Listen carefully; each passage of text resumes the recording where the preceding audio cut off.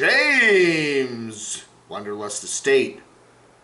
You know, it's interesting the people that are named James. Some people like to be called James. Some people like to be called Jim. Some people like to be called Jimmy. And we, whatever you want to be called, James. Anyway, building a shipping container home. That's not exactly what James is doing, but he does have a friend here that is doing that, and it does look kind of interesting. He's putting in some, pier things here, to, I guess to anchor it to the ground, because you want it anchored to the ground, because if you get a big wind or something, you don't want it blowing over or blowing around, right? Anyway, bought it, and his friend got a shipping container, and it's one that's only been used once, so I guess it's less damaged and beat up and bumped up, and whatever. So and sometimes who knows what they put in these shipping containers. You're buying a shipping container to make a home out of it, or or something like that, or a prepper shack or whatever, and you don't know quite what was once in it, and maybe there's some residue of chemicals or who knows what. Anyway, this was only trucked across the ocean, actually shipped across the ocean once from China, and it looks in pretty good shape. So, James is, I don't know, he didn't say he was going to get one himself, but it does look like a possibility for some folks that want to have that home base. We've seen a lot of nomads, not that in this past year with the pandemic and all that, wanting to get home bases in various forms. Some of them have gone out and bought apartments or houses. Others just want some land where they can park reliably, and others, are building structures. We have Kevin there building a prepper shack, which he doesn't really seem to stay in much, even though he and Felix are out there in New Mexico mountains these days. It seems like they're both staying in their vehicles most of the time, but hey, I don't know. Anyway, and this is one option, is to get the shipping container. That's what Aja got there at Panda Land. Multiple shipping containers. You can cut holes in the side, make roof out of it. Windows out of it. Put fancy solar panels on the roof and make a home out of it. It's pretty, relatively inexpensive compared to actually building something. So anyway, good video here from Wanderlust Estate James, and the options there. I think he's looking at that option. He didn't really say that he was sold on it. Anyway, he's continuing his job, $300 a day there in where is it? I forget the town there, some town there in Idaho, and he is. He was saying how he immediately got involved in a situation where two of the senior employees that he's working with were actually in some sort of a tit-for-tat dispute, and he was kind of keeping his head low, trying to stay out of that. So anyway, that is the problem, again, when you work for other people, you're not self-employed. Anyway, all right, so nice to see James up and about posting these days. Looks like everything's going pretty good for him, and we'll keep you updated. All right, I guess, hey, living with ticks and dogs. If you want to know more about living with ticks and dogs, go watch Carolyn's RV Life, because that's hey. Again, living simply on the road, there's a lot of things to be concerned about, and ticks are one of them, especially if you're in a wooded area.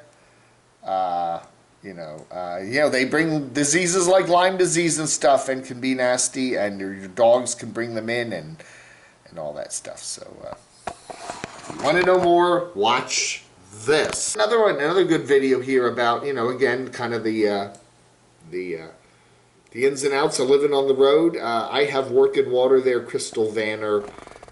What do you need? What kind of tanks do you need? How do you set things up? She lives in a van. What do you do to have working water? The pumps you need to pump the water around. Maximus minibus. Mary there lives in a school bus. She has a foot pump she can use. Say you need you have a little sink or something like that. And there's electrical pumps and all these other things. And again, the tubing. And all that other stuff. So yeah, so more stuff to learn, right?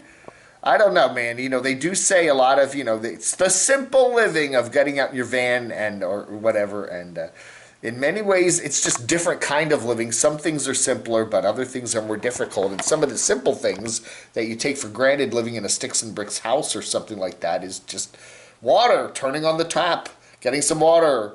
You know, it's much more complicated when you're in a vehicle, living like Crystal Vanner is. 7 wanders the world. Hey, we got an update here on his stolen truck.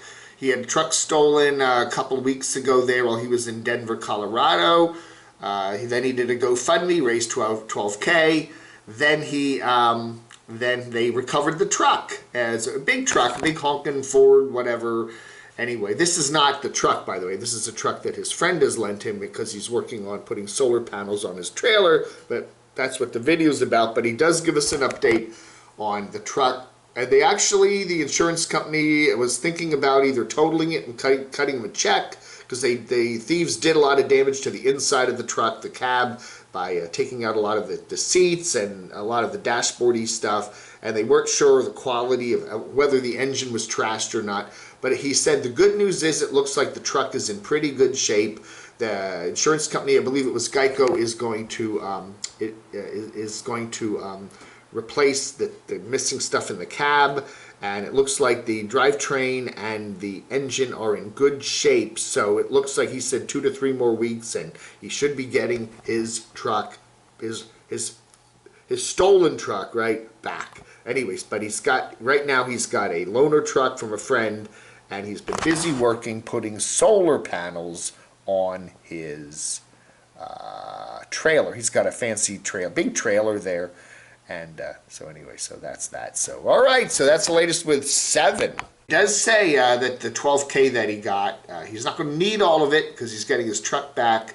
So whatever he doesn't need in, at least what, takes for on his end to get the truck back up and running, he is going to donate it to Bob Wells Homes on Wheels Alliance, the C3102, whatever they call it, whatever that nonprofit charity that Bob Wells has started, Cheap RV Living Bob, to help nomadic people. So he's going to take whatever he doesn't need of the $12K that he raised, will go to them. So we'll keep you updated. All right, critters. Yes, critters in your vehicle, mice, rats, whatever, rodents. Another big problem here, especially here for story chasing Amber. She is in Leadville, Colorado. She was on the East Coast there for a good chunk for all the spring and the early summer there, and then she headed north up to New England to kind of get away from the heat that was down there in Florida and the Mid-Atlantic or whatever, or the South Carolina. And anyway, she just said it's too damn hot, it's too damn humid, it's too damn crowded. So she bolted westward and made it straight to Colorado. And now she's dealing with mice and rodents in her vehicle. And she's also dealing with smoky skies, apparently, because it is hot out west, and it's also very dry in much of the west.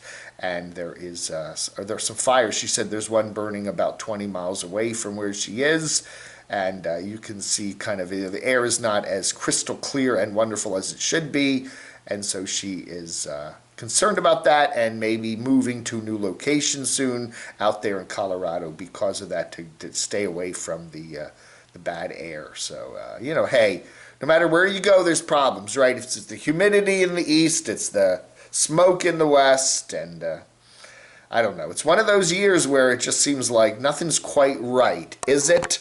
I don't know, man. Anyway, hey, it is the 4th of July weekend. We are at the Friday the 2nd of July. Thank you so much for watching. I do appreciate it. Please don't forget to like, subscribe, and share, and not wear any underwear right here on the Camo Dave channel.